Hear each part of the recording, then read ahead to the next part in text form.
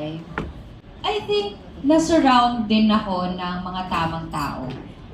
Kumbaga, kung may mga failures na nangyari sa akin sa past relationships, hindi lang sa relationships, sa mga decisions, di ba? May mga taong nakasurround sa akin na good people na nag-guide sa akin na ito yung dapat mong gawin, ito yung ibigay mo sa sarili mo,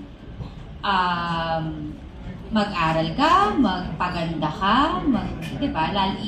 Pagbutihin mo ang sarili mo, be kind, yung mga ganong mga advice na talagang in-embody ko, isinabuhay ko talaga siya. Dahil naniniwala naman ako na hindi naman ako perfect noon. Marami akong mga maling decisions na hindi ako proud. May mga nagawa akong mga bagay na hindi ako proud. May mga nasabi tayo na hindi nakaka-proud. But as you go in life, kailangan may learnings ka.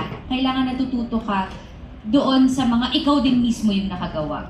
Feeling ko kasi kung wala, nun paulit-ulit ibibigay sa'yo hanggat hindi ka natututo So, feeling ko, pag nakita ng universe at ni Lord na, that's it, natuto ka na, move on, ito naman, next chapter tayo. May bago pa yan may mga pagdadaanan ka pa, hindi yan matatapos. Kasi I really believe ganun yung life, di ba?